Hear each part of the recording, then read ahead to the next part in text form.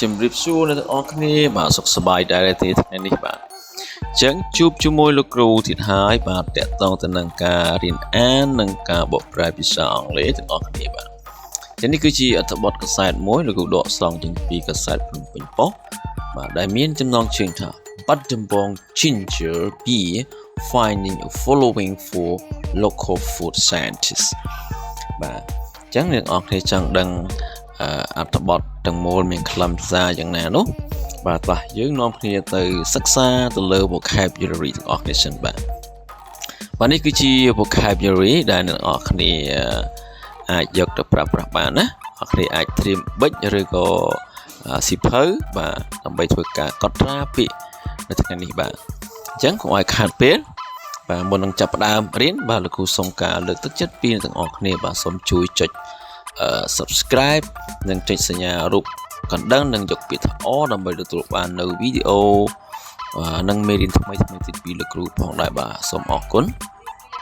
បាទអញ្ចឹងយើងមើល vocabulary របស់យើងទី1គឺពាក្យ ginger បាទ ginger យើងបកថាខ្ញីបាទដែលខ្ញុំចូលចិត្តញ៉ាំដែរខ្ញីទឹកខ្ញីចិត្តផឹកបាទឈ្ងុយឆ្ងាញ់ធ្វើឲ្យសុខភាពយើងល្អបាទមួយទៀតគឺពាក្យ flowering plant បាទ flowering plant បាទគឺជាប្រភេទរុក្ខជាតិដែលមានផ្កាបាទ root spicy បាទ root spicy គឺជាប្រភេទបាទឬក៏មើមបាទឬគឺជាមើមដែលមានជាតិហឹរបាទជាតិហឹរបាទ kitchen បាទ kitchen បាទ kitchen នេះគឺបទថាមុខម្ហូបគេ and traditional medicine បាទគេបទថាថ្នាំបុរាណគេ mutual pain បាទ mutual pain គឺឈឺសាច់ដុំគេ nausea គឺជំតកតនឹងចង់ក្អួតឬក៏ចង់អោអីយើងអាចប្រើប្រភេទខ្ញីបាទជីបាទdiarrhea ទៅនឹងជំងឺរាគបាទ the next word is beverage បាទ beverage យើងបកថាភេសជ្ជៈ and coffee beans បាទយើងបកថាគ្រាប់កាហ្វេណា and the next word it is middleman បាទ middleman ជា plural បាទយើងបកថាឈ្មួញកណ្ដាលណាឈ្មួញកណ្ដាលand agricultural product បាទគឺផលិតផលកសិកម្ម and one more word it is homebrew បាទ homebrew បាទយើងបត់ថាយើងបត់ស្រានៅផ្ទះណាគឺជាប្រភេទស្រាដែលយើងធ្វើនៅផ្ទះបាទ batches នៅទីនេះយើងបត់ថាចំនួនបាទចំនួនអ្វីមួយដែលយើងបានធ្វើម្ដងមកហើយហៅថា batches and regular beer បាទ regular beer គឺជាប្រភេទស្រាបៀរធម្មតាបាទដែលយើងហៅថា beer ហ្នឹងបាទ and the last one is milled rice បាទ milled rice យើងបត់ថាអង្ករបាទអញ្ចឹងហ្នឹងគឺជា vocabulary ដែលយើងត្រូវសិក្សាណាបាទតោះឥឡូវយើងកុំឲ្យខាតពេលអ្នកសិក្សាបាទព្រោះពេលវេលាយើងមានតម្លៃបាទយើងចំណាយពេលដើម្បីធ្វើការសិក្សារៀនសូត្រជាមួយលោកគ្រូបាទបានទាំងពាក្យភាសាអង់គ្លេសនិងដឹងនៅព័ត៌មានមួយចំនួនផងដែរបាទអញ្ចឹងបាទនេះគឺជាអត្ថបទរបស់យើងបាទអត្ថបទនេះលោកគ្រូដកស្រង់តែមួយចំនួនទេបាទនៅមួយចំនួនទៀតគឺយើងអាចទៅមើលបន្ថែមបានណាបាទអញ្ចឹងយើងមើលអក្សរដែល highlight ពណ៌ក្រហមនេះគឺជាពាក្យដែលយើងត្រូវរៀនហើយបាទឥឡូវសូមចាប់ផ្ដើមគឺបាត់ដំបង Ginger Bee finding a following for local food scientists បាទយើងដឹងហើយគឺពាក្យ Ginger Bee គឺតើតើនឹងស្រាបៀរបាទដែលធ្វើពីខ្ញីបាទធ្វើពីខ្ញីយើងនៅខេត្តបាត់ដំបងគឺ បានរកឃើញបាទរកឃើញនៅជាបន្តបន្ទាប់បាទរកឃើញជាបន្តបន្ទាប់ចំពោះអ្នកវិទ្យាសាស្ត្រចំណីអាហារនៅក្នុងស្រុកបាទនៅក្នុងស្រុកភូមិយើងហ្នឹងបាទចាំមើលតើអ្នកlocal food scientist គាត់ជាណាគេហើយគាត់ផលិត ginger beer ហ្នឹងយ៉ាងម៉េចដែរបាទយើងទស្សនាទាំងអស់គ្នាណាអញ្ចឹងយើងចាប់ផ្ដើម ginger is a flowering plant whose root spicy is widely used in cuisines from around the world and also as a form of the traditional medicine in many cultures បាទហើយយើងធ្វើការបកប្រែបាទយើងបក ginger អញ្ចឹងខ្ញីបាទខ្ញីគឺជាគេបាទនេះគឺជារុក្ខជាតិដែលផ្ដល់នៅផ្កាបាទគឺជាប្រភេទរុក្ខជាតិដែលផ្ដល់នៅផ្កាយ៉ាងដែលបាទ whose បាទរបស់ដែលគេបាទយើងបកនេះ whose នេះគឺសំដៅទៅលើបង្ហាញពីកម្មសិទ្ធិនេះយើងបក root spices មានន័យថាដែលមើមរបស់វាឬក៏ឫសរបស់វាគេថាមើមណាបាទមើមរបស់វាដែលមានជាតិហឹរហ្នឹងគឺត្រូវបានគេប្រើប្រាស់យ៉ាងទូលំទូលាយបាទ widely យ៉ាងទូលំទូលាយនៅក្នុងមុខម្ហូបបាទក្នុងមុខម្ហូបពីបាទជុំវិញពិភពលោកបាទ from around the world បាទអញ្ចឹងគឺខ្ញីហ្នឹងគឺគេប្រើប្រាស់ជុំពិភពលោកតែម្ដងបាទមិនមែនត្រឹមតែប្រទេសកម្ពុជាទេ and also ហើយជាមួយគ្នាផងដែរបាទគឺជាទម្រង់មួយនៃបាទនៃថ្នាំបុរាណបាទនៅក្នុងវប្បធម៌ជាច្រើនបាទអញ្ចឹងយើងប្រើ Okay, the next paragraph many people believe that ginger can resolve a common health issues such as fighting usual pain and relieving nausea and diarrhea បាទយើងបកចំពោះ stop នេះថាយើងចាំត្រឡប់ទៅលើវិញថាមនុស្សជាច្រើនបាទ many people បាទមនុស្សជាច្រើនគាត់ជឿថាបាទជឿថា believe that ជឿថាខ្ញីបាទអាចដោះស្រាយបាទអាចដោះស្រាយមកយើងបក issue នេះនៅបញ្ហាសុខភាពសាមញ្ញបានបាទធម្មតាបានបាទ such as បាទដូចជាកាយគេនេះការឈឺសាច់ដុំដោយប្រើប្រាស់កម្លាំងវាយតប់គ្នាអញ្ចឹងទៅគឺឈឺសាច់ដុំបាទហើយនឹងអាចជួយសម្រាលណាឲ្យធូរស្បើយនៅដូចជាយើងចង់ក្អួតបាទក្អួតចង្អោរហើយនឹងជំងឺរាគផងដែរបាទអញ្ចឹងជាអាចជួយឲ្យវាធូរស្បើយបានដែរណាបាទ although rare it is also the basis for a tasty style of beverage known as beer បាទបើទោះបីជាកម្រយ៉ាងណាក៏ដោយបាទជាមួយគ្នាផងដែរវាគឺជាមូលដ្ឋានគ្រឹះបាទមូលដ្ឋានគ្រឹះចំពោះគេបាទចំពោះបែបបត់បាទបែបបត់នៃភេសជ្ជៈបាទជា style នៃភេសជ្ជៈដែលមានរសជាតិឆ្ងាញ់បាទដែលយើងត្រូវបានយើងស្គាល់ថាជាស្រាបៀរខ្ញីបាទហ្នឹងគឺជា style របស់គេណាបាទជា style គឺជារចនាបថមួយបាទអៀងសាំងលេងa young Cambodian from Battambang province is attracting a lot of attention from foreign guests and Cambodians alike for his popular brand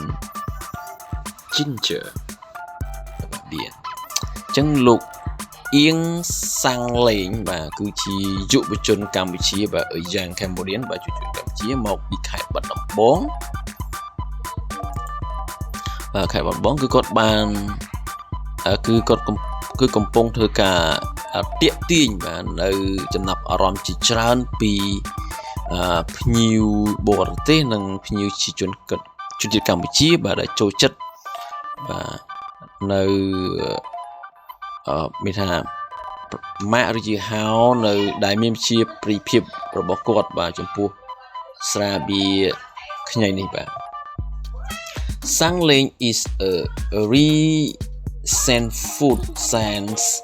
graduate of the National University of Battambang and the founder of the popular brewery business family Craft and Roastery បាទលោកសាំងលេងបាទគាត់បាទគឺជាគេបាទគឺជាអីនេះបាទគឺជាអ្នកគឺជានិស្សិតដែលបានបញ្ចប់ការសិក្សាបាទផ្នែកវិទ្យាសាស្ត្រចំណីអាហារនាពេលថ្មីហ្នឹងបាទ graduate ហ្នឹងគឺសិស្សនិស្សិតដែលបញ្ចប់ការសិក្សាបាទនេះយើងបកថយក្រោយមកបាទផ្នែកចំណីអាហារថ្មីហ្នឹងនៃបាទសិក្សាគាត់បញ្ចប់នៅណាបាទគឺចប់នៅសាកលវិទ្យាល័យជាតិបាត់ដំបងបាទហើយគឺជាស្ថាបនិកបាទនៃក្រុមហ៊ុនចំនួនភេសជ្ជៈដែលមានប្រជាប្រិយភាពមួយ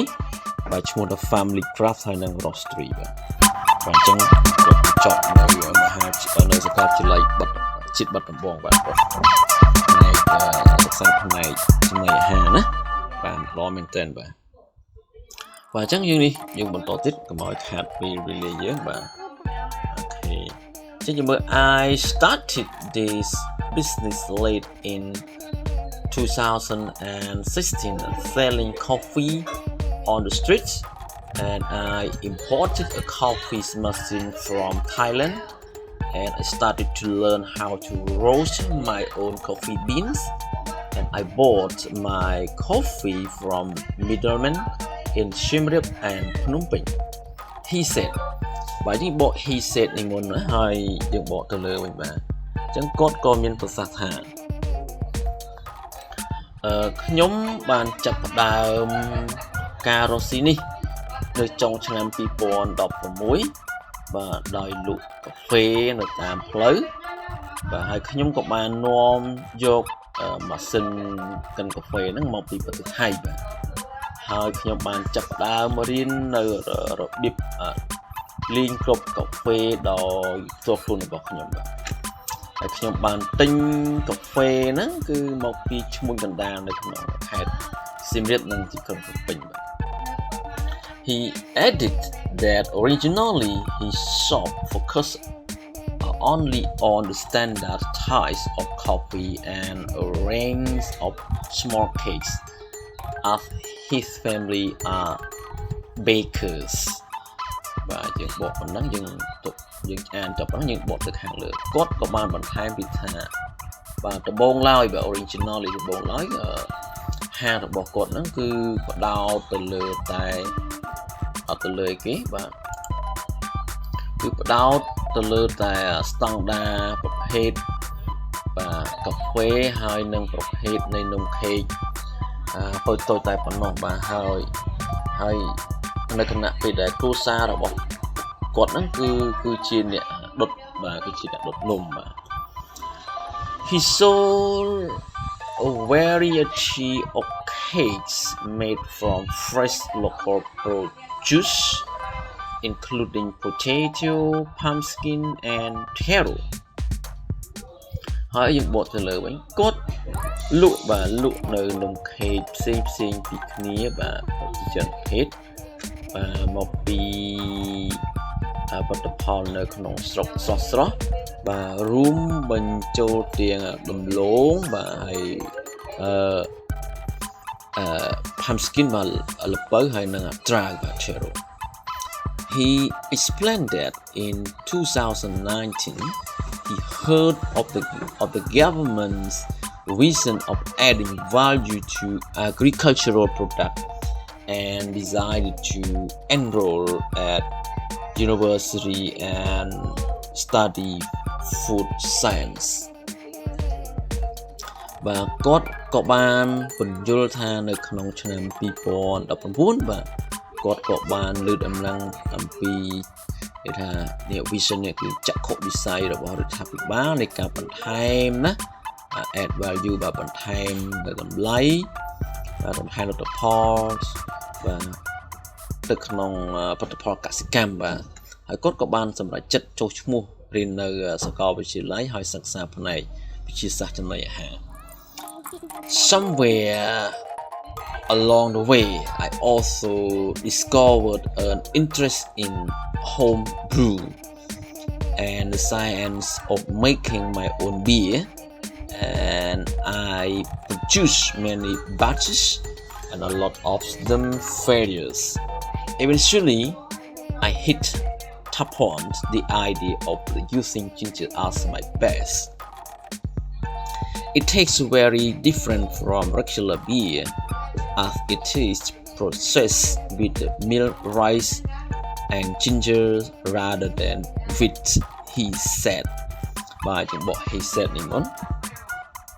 បាទគាត់ក៏មានប្រសាសន៍ថាប្រសាសន៍ទៅមិនបាទយើងបកទៅលើវិញណាបាទគេថា somewhere បាទនៅកន្លែងណាមួយនៅតាមផ្លូវបាទនៅកន្លែងណាមួយតាមផ្លូវបាទជាមួយគ្នាផងដែរគាត់ក៏បានរកឃើញនៅការចាប់អារម្មណ៍មួយណាចំពោះការផលិតបទស្រានៅផ្ទះបាទបទស្រានៅផ្ទះហើយនឹងវិទ្យាសាស្ត្រនៃការបង្កើតនៅស្រាបៀរផ្ទាល់ខ្លួនរបស់ខ្ញុំហើយខ្ញុំបានផលិតនៅចំនួនច្រើនបាទជាច្រើននៃពួកគេគឺមិនទទួលបានជោគជ័យទេបាទ failure នេះគឺបរាជ័យណាមិនទទួលបានជោគជ័យទេ eventually បាទជាយថាហេតុខ្ញុំបាននឹកឃើញឬគិតឃើញបាទ hit tap on គឺនឹកឃើញនៅចំណុចមួយបាទគឺការប្រើប្រាស់ខ្ញីធ្វើជាមូលដ្ឋានរបស់ខ្ញុំបាទ my best but it takes very different បាទវាពិតជាខុសគ្នាខ្លាំងពីស្រាបៀរធម្មតាបាទខុសខ្លាំងមែននៅខណៈពេលដែលវាត្រូវបានវិកែច្នៃបាទ process កែច្នៃណាជាមួយនឹងអង្គរបាទ milk rice ហើយនឹងខ្ញីជាជាងស្រូវសាលីបាទនេះគឺជាអត្ថបទណាដែលលោកគ្រូយកមកបង្ហាញដល់អ្នកគ្នាបាទសង្ឃឹមអ្នកគ្នាយល់បើមិនយល់អ្នកគ្នាអាចមើលចុះមើលឡើងសារចុះសារឡើងណាដើម្បីឲ្យបានចេះដឹងទាំងអស់គ្នាណាហើយគ្រូក៏សូមអធិស្ឋានពីអ្នកសិក្សាទាំងអស់ដែរបើសិនជាមានការបកទៅលើសលួសក្នុងខាងណាបាទអញ្ចឹងសូមអរគុណសូមជម្រាបលាបាទ